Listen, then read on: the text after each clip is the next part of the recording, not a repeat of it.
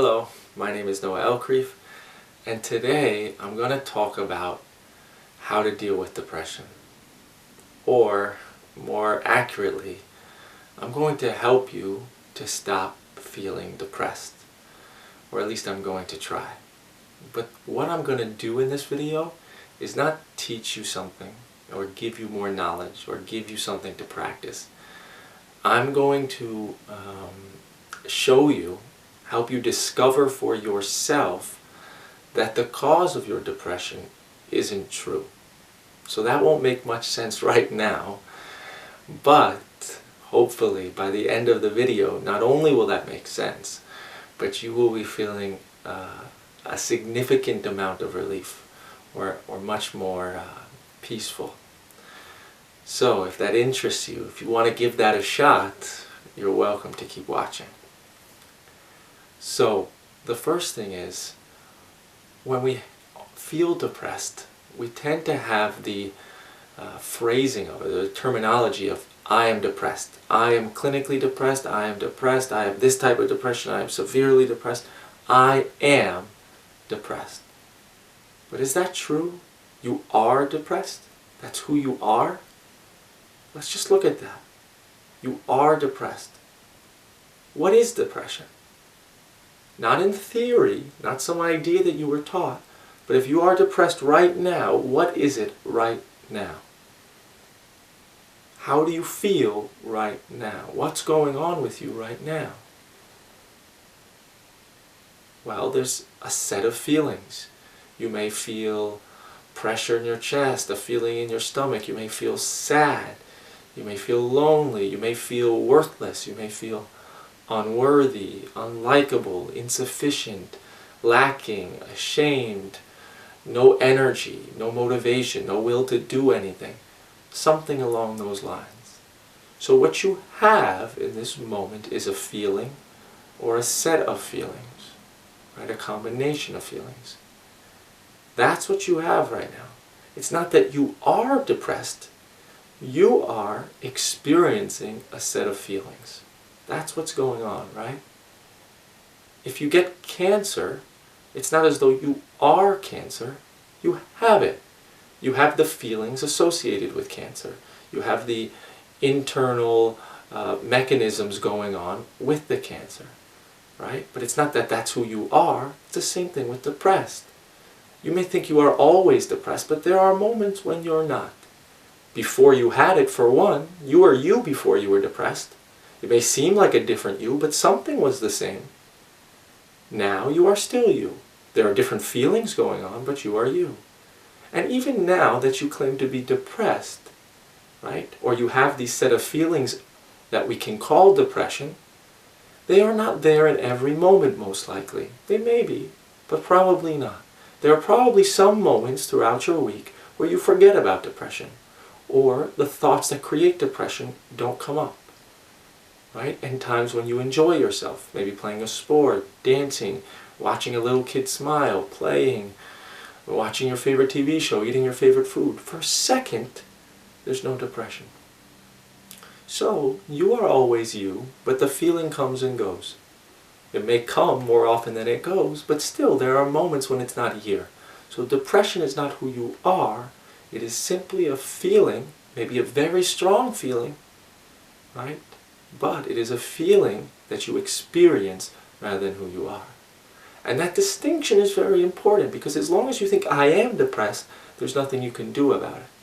But when you recognize it's a feeling that I experience, then we can begin to investigate that feeling a little bit. So, the next element we're going to look at is this idea that depression means something about who you are. In other words, once we have these feelings that we label depression, the next thought that tends to pop up in our head is, there's something wrong with me because I'm depressed. I am bad because I'm depressed. I am weak or stupid because I'm depressed. Being depressed signifies something about me, right? But if you are walking down the street and someone throws a rock at your back when you're not looking, you're just walking down the street, and then you feel a pain in your back. You turn around, you don't know who it was. right? And you feel a pain in your back. Are you going to blame yourself for that pain? Are you going to think that pain, that feeling in your back, signifies something about who you are? No, of course not. That pain, that's a feeling in your back, a feeling in your body, but it doesn't signify anything about you. Why doesn't it signify anything about you? Why doesn't it mean you're weak? Why doesn't it mean you're stupid? Why doesn't it mean you're bad in some way? Simply because you recognize, I am not to blame for this feeling. And you recognize that because you had no control over whether this feeling came to you or not. So the reason why you feel bad about yourself for being depressed, or are ashamed for being depressed, is simply because you believe you are to blame for it. That somehow you control whether you're depressed or not. And if you can't control it, that means something's wrong with you. So what creates depression? Thoughts. That's it. Thoughts. You see? It may seem like something more, and if you believe that, that's fine. I'm just going to present it in a slightly different way than you may have heard it before, or maybe drastically different way, and you might come to a new conclusion. You might not. Either way, allow yourself to be open to the possibility that it is created by thoughts. So, normally, when we go throughout our day, it seems like we just have that feeling of depression always. But in any moment that you're distracted from thoughts, right, there's no feeling. The feeling is gone in any moment that we're distracted from thoughts. A situation can't create depression, because in some moments that situation is the same, the depression won't be there. You forget about it. Our appearance can't create depression, because in some moments that we have the same appearance, there's no depression. Right? But in any moment that you stop and then think about what's wrong with you, and about what's bad in your life, and about how bad your situation is, all of a sudden there'll be feelings rapidly arising. Right? I mean, just take a moment now to think about how bad your life is and how bad something is wrong with you, or whatever story tends to be going on in your mind all the time, on repeat, that corresponds with a certain feeling in your body. Notice how as soon as the thought pops up, as soon as you give attention to that story, feelings occur, depression occurs, right? So when we believe stories in our mind, when we give attention to these negative stories about ourselves and our life, it creates depression. So depression only means something about you if you have control over these thoughts and whether you believe them and give attention to them. But do you pick what thoughts enter your mind? Take a moment to really look, not what you were trained to believe. I control my thoughts. I could make them good. Look at your actual direct experience. Do you pick what thoughts enter your mind? If you did, why would you put negative thoughts there? Ultimately, all you want is peace. That's what you want, to be happy. So if negative thoughts keep coming up, you must not pick them. Look, do you go into a bucket and say, I'd like to put that thought, I'm terrible, then I'd like to put that thought, I'm unworthy? No. They just show up. Look right now. What's the next thought to pop up in your head? Did you pick it? Did you make an effort to put it there, or did it just show up? You don't pick what thoughts enter your mind. Nobody does. I don't. I never met anyone in all of my sessions or in all the emails that I've ever got, someone who picks the thoughts that enter their mind. Nobody controls that. Then when a thought enters your mind, the next stage is we believe it. You see? We automatically believe every thought that enters our mind. If you had control over whether you believed thoughts that enter your mind, you just wouldn't believe the negative ones, because they create suffering. Obviously, you don't control that. And then we give attention to them, right? Maybe that comes before believing, depending. But we keep giving attention once we believe a thought. You see, we keep giving attention to the same stories over and over, right? Every time you're just sitting there eating by yourself, or going for a walk, or sitting in your car, or right before when you're lying in bed ready to go to sleep, you tell the same stories over and over again in your head, right? Why do you keep giving attention to the same stories? It doesn't mean anything about you. You can't stop that. If you could, you would just stop giving attention to all those stories that create suffering. It's not up to you. You don't pick that.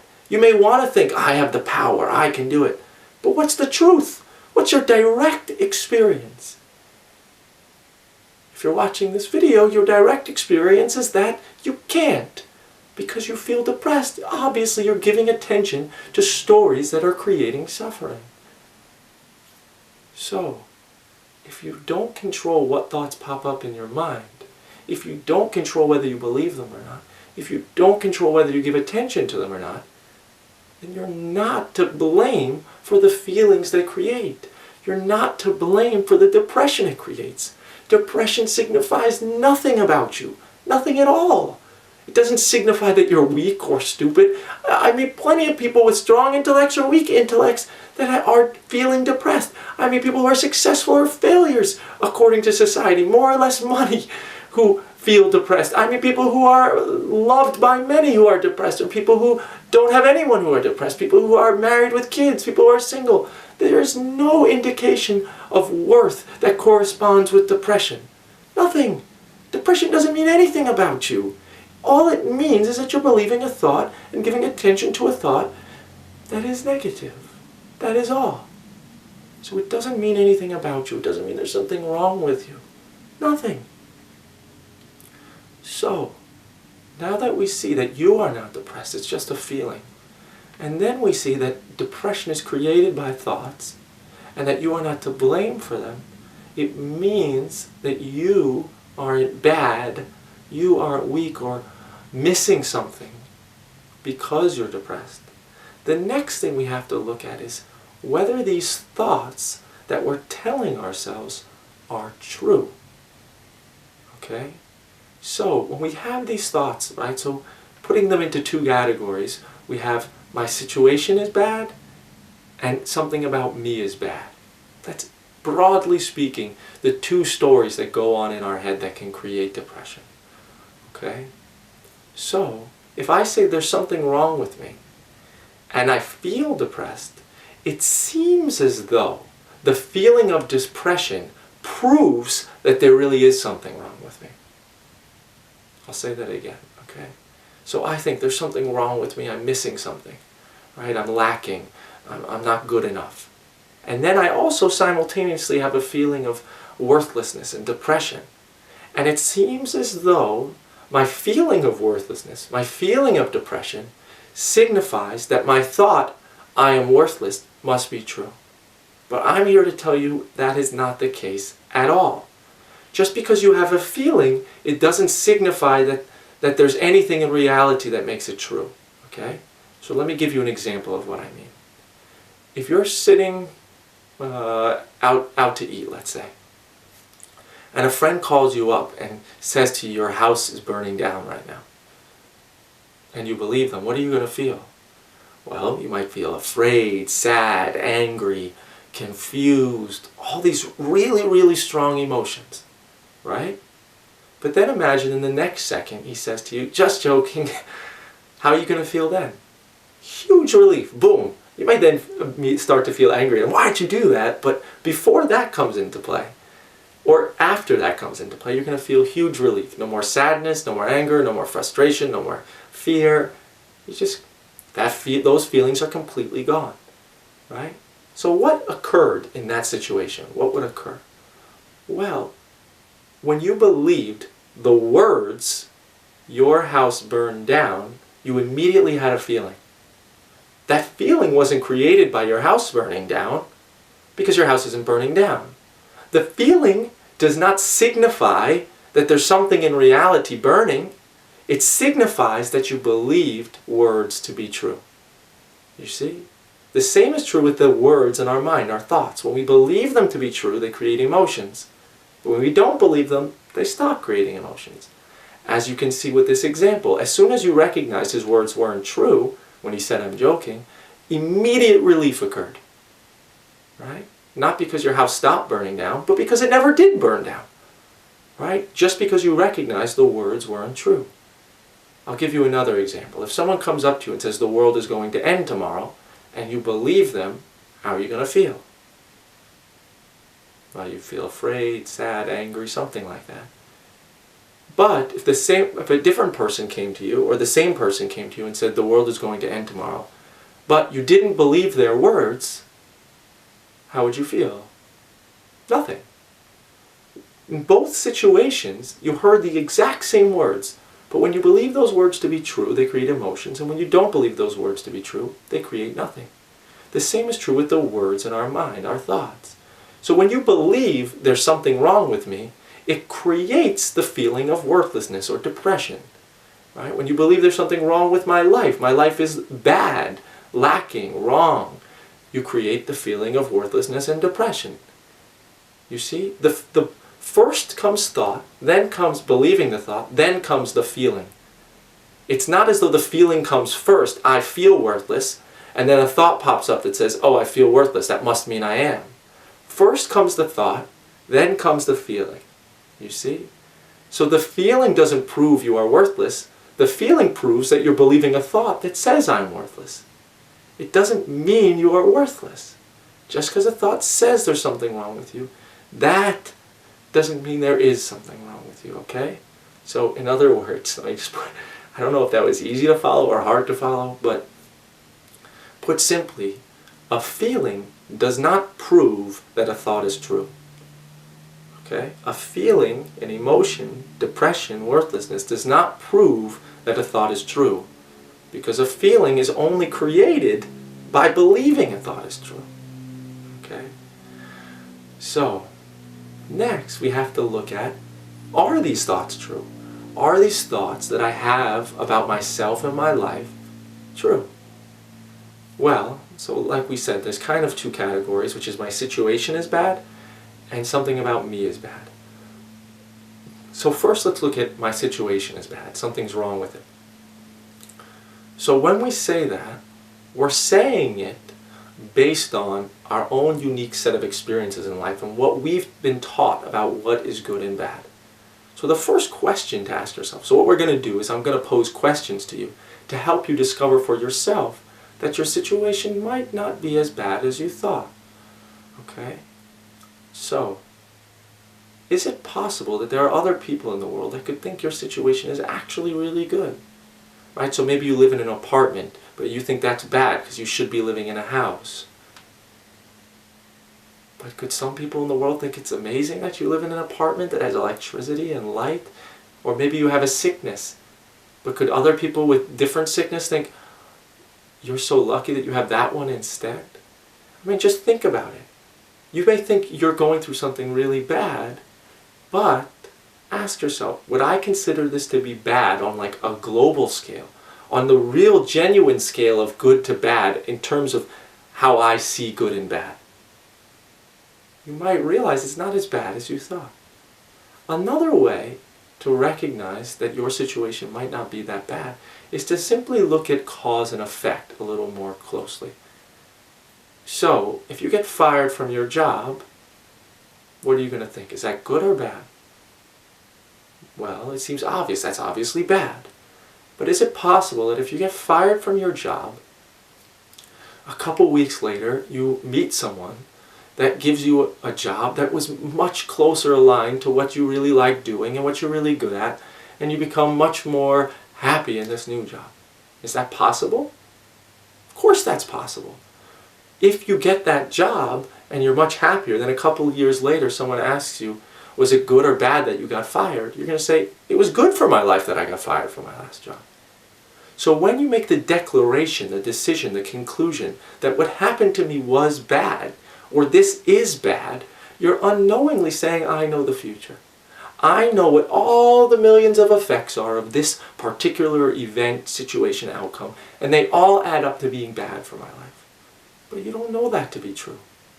Look, can you think of some potential good effects that could come from your current situation or from an event that happened? Look, really try it out. Can I think, is it possible? Is it possible that this situation could lead me to more happiness? Could lead me to something good that I want? Of course it can. You have to be willing to really be honest with yourself that it's possible. Right?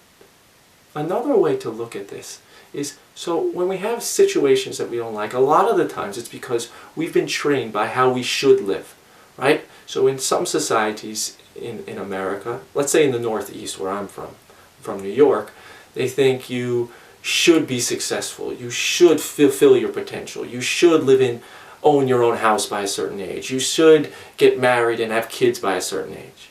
Right? So then if you don't have that by a certain age, or you don't meet how you should be living, then you feel insufficient and lacking and ashamed and maybe depressed.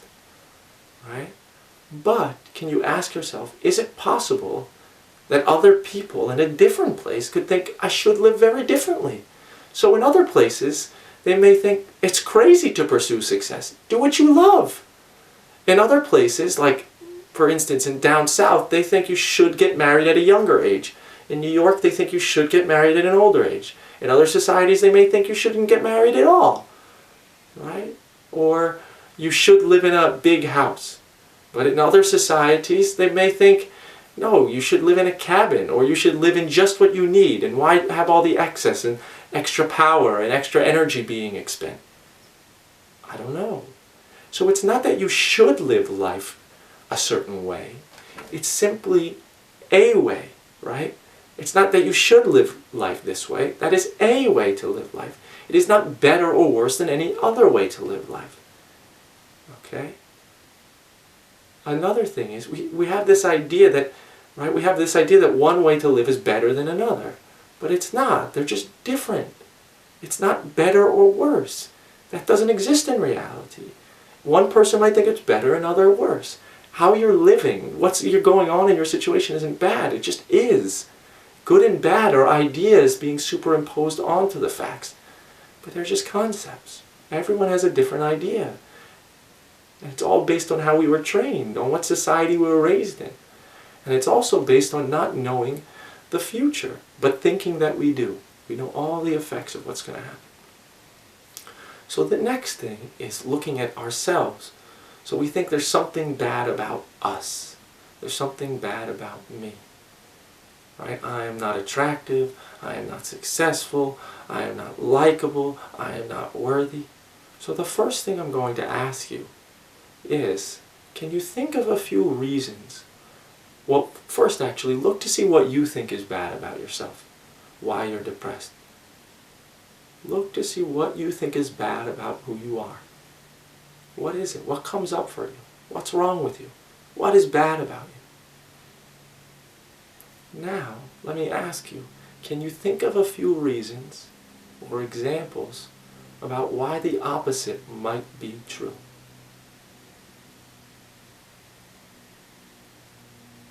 So you think your body's unattractive. Can you think of a few examples of things you like about your body?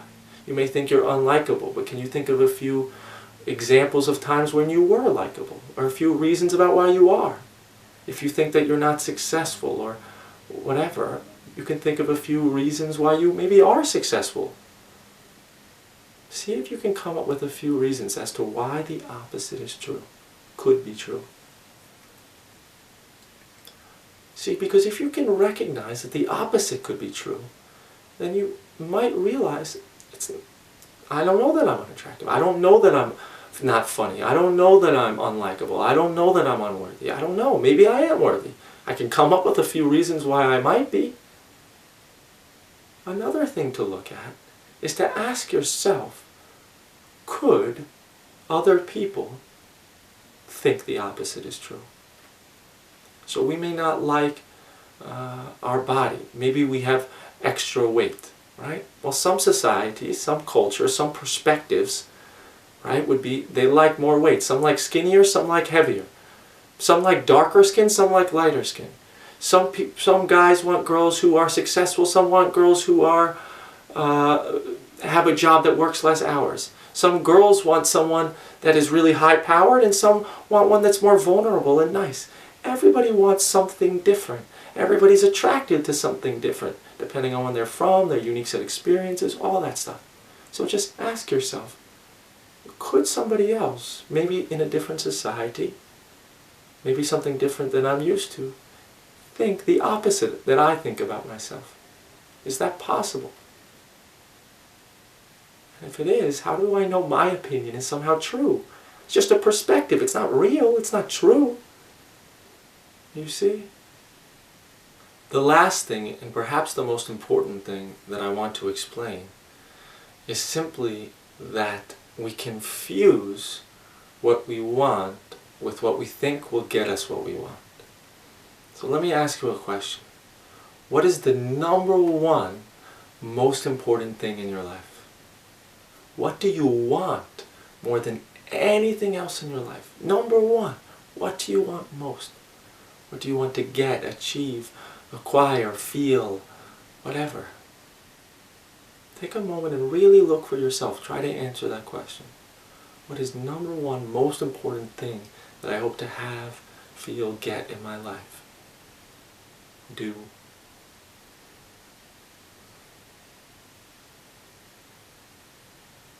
Well, different people have different ideas. Some people want success, wealth, relationship, love, right? Different things like that. But what I'd like to offer is that you don't really want success, wealth, love, relationship, marriage, kids, to fulfill a purpose, to fulfill potential. That is not what you want most. What you really want, more than anything else, is to be at peace, to feel happy, to be okay with yourself, to be content, to feel whole, to feel sufficient. That's what we want most. But don't take my word for it. Look for yourself. Whatever answer you came up with, like success or wealth or love or relationship, if I give you two options, okay, get what you want, but be guaranteed to be unhappy, or two, not get what you want, but have the incredible peace and happiness you want, which would you choose? For most of us, it's very clear that if I had the choice of getting what I want and being incredibly unhappy, or not getting what I want and being incredibly happy, we choose not getting what we want. And what that shows us is simply that you never wanted what you want. That was the means to get to happiness. What you genuinely, really, ultimately want is peace and happiness. And each one of us were taught different ideas about what will get it for us. Right? So you don't want success, you want to be happy, and someone taught you somewhere along the way success will make you happy. You don't want a family, you want to be happy. And somewhere along the way someone said you can't be happy unless you have a family. That's what you live for. If you don't have a family, you're a waste of life. You have to fulfill your potential. If you don't fulfill your potential, you'll always feel worthless and lacking. But those are ideas. All you want is peace. And you just have an idea that those things will give you peace. You see, we confuse the means with the goal. To make that more clear, you may think, I really want ice cream. You get in a moment, I want ice cream, I want chocolate, I just want it so bad. But you don't want chocolate, you don't want ice cream, you want the feeling you hope it will give you. If you could find something else that would give you a better feeling, you would choose that. You see, we get confused between what we want and what we think we will get from what we want. So, what is that? What's the relevance to depression? Well, you may think it's bad that I don't have success, okay? But what you really want is peace, remember? So if it's bad that you don't have success, what you're really saying is success can make me happy, and it's bad that I don't have success because I can't be happy like this. But can success make you happy? Well, what makes you unhappy? Thoughts. Thoughts about the past create sadness, resentment, guilt. Thoughts about right now create shame, depression, loneliness. Thoughts about the future create anxiety, fear. Thoughts about others create judgment, anger. Thoughts about others' opinions create worry. The only thing that ever made you unhappy in any moment in your entire life was thoughts. That's it. So if you want something, success, love, marriage, kids, fulfillment, or fulfilling your goals, something like that, if you want one of those things, the easy way to tell whether it will make you happy is to simply ask, can it delete all of the thoughts that make me unhappy? Can it eliminate all the thoughts that make me unhappy? Or even a decent chunk of them? And the answer is always no. No matter what you achieve out there, it's not going to get rid of your insecurities, your shame, your guilt, your worry about others' opinions, your fear about losing what you have, your fear of not getting what you want, your fear about not being good enough, all that other stuff. And that's what makes you unhappy. So, look at what you think is bad about your life that makes you depressed. And then ask yourself, does that mean I can't be happy? If you live in an apartment, does that mean you can't be happy? No. Because thoughts make you unhappy, not living in an apartment. Thoughts make you unhappy, not living in an apartment. Being in an apartment doesn't make you unhappy. Being in a small place, being at a certain job doesn't have ability to make you unhappy or happy. Whatever trait you have that you think is terrible, right? You're just too boring, you're too small, you're too fat, you're too stupid, you're too something. But none of those things create unhappiness. When you think about it, all of a sudden you feel depressed, but when you don't think about it, you don't feel anything. It's not that having certain features in our face makes us happy, because that doesn't eliminate insecurities, fears, worries, any of that type of stuff. You are at no disadvantage whatsoever in being happy, because nothing about who you are, right, is bad or wrong. It's just thoughts that create unhappiness. Nothing about your attributes, your traits, your characteristics, the way you act, your job, your living situation, none of that creates unhappiness, only thoughts. Getting what you think is so perfect, getting everything that you want, can't give you what you want, peace. Getting what you want can't give you what you want, peace. Getting what you want can't eliminate all the thoughts that make you feel depressed. Can't. It's impossible. You see, you are at no disadvantage for being in peace. You, just like the person who has the dream job and the looks that you think are wonderful, those people, in order to be happy, they have to eliminate the thoughts in their head. They have to look at what they are and disbelieve them and recognize they're not real or true in order to be happy. You have to do the same thing. The process for you to become happy is the same as the other people. I deal with all different types of people. The people who you would think who are depressed and all this other stuff, or who have lives that they think are successful or unsuccessful, failure or not, lovable or not. Everybody, I speak to everyone. And everyone goes through the exact same process.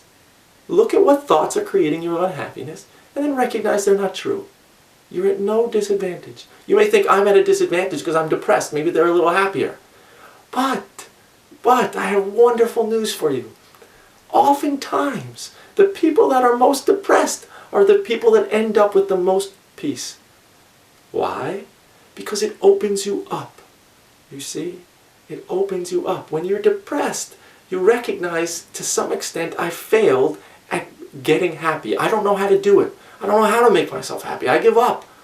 You see? And then you become more open to discovering what's true.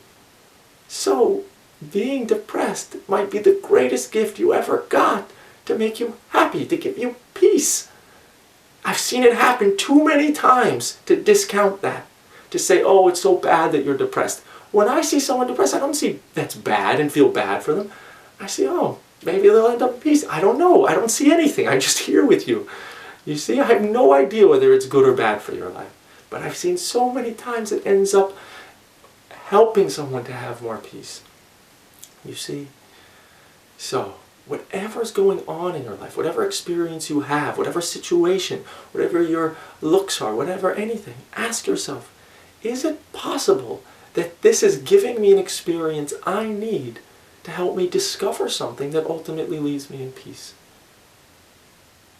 You see that? Is it possible that this, what I'm going through, can give me something, help me recognize something, help me discover something that leaves me in peace? Because the only thing that leaves us in peace is discovering that the thoughts in our head aren't real or true. That's it. That's all. So, I think that's all I'm going to say in this video. I hope it made sense. I hope you enjoyed. I hope you feel some relief. But if not, that's okay. And I'm sorry, I guess. So, Thank you for watching, and I'll see you soon. Bye. Hello again. If you found my video helpful or you enjoyed it, I welcome you to click on one of the videos below, as you might find them helpful as well. Or, if you want to make sure you never miss another video of mine again, you can click the subscribe button over there.